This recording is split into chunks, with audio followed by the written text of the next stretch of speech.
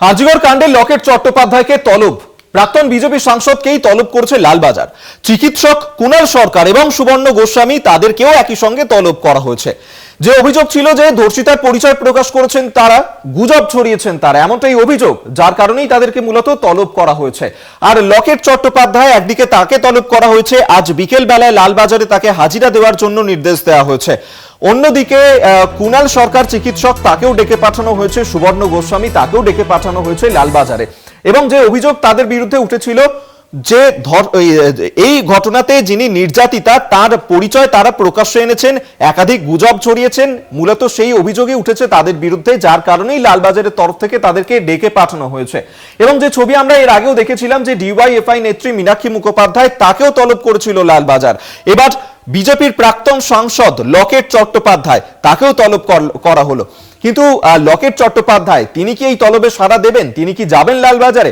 অবশ্যই সেদিকে তো আমাদের নজর থাকবে। পাশাপাশি চিকিৎসক কুণাল সরকার, তাকেও তলব করা হয়েছে এই ঘটনাতে। যে অভিযোগ তাদের বিরুদ্ধে উঠছে, লালবাজারের তরফ থেকে যে কারণ দর্শানো হয়েছে যে নির্যাতিতার পরিচয় তারা প্রকাশ্যে এনেছেন, একাধিক গুজব ছড়িয়েছেন আরজিকর কাণ্ড নিয়ে, যার কারণেই এই তলব বলে জানা যাচ্ছে।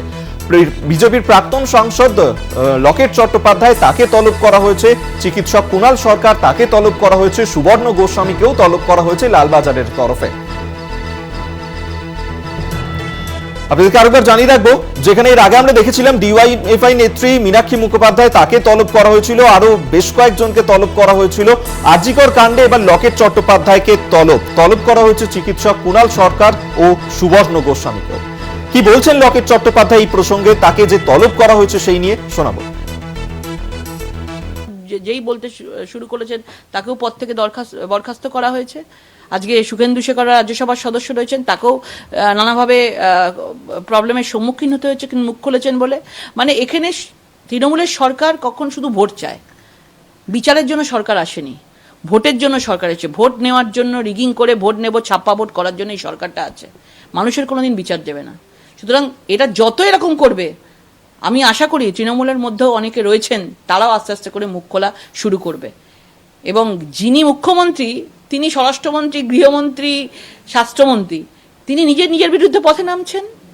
কি হাস্যকর! কখনো বলছেন নির্যাতিতার ফাঁসি চাই, কখনো বলছেন ধর্ষিতার নিয়ে আসতে হবে। এর জন্য পুলিশ কমিশনার পুরোপুরিভাবে দায়ী রয়েছে। এবং পুলিশ কমিশনার দেখবেন মিডিয়াদেরকেও, মানে মিডিয়াকেও তার জন্য কাঠগোড়ায় তুলেছে, যে মিডিয়ার জন্য এসব হয়েছে সেদিন রাতে। সুতরাং যতই এনারা কারুর শাক দিয়ে মাছ রাখতে যাক, আজকে বাংলা যেভাবে জেগে উঠেছে, আজকে বাংলার নারী পুরুষ সর্বশেষ মানে সবাই যেভাবে জেগে উঠেছে, আমি বলবো যে আজকে একটাই কথা, বিচার চাই। সাধারণ মানুষ হয়ে কথা বলছি আজকে।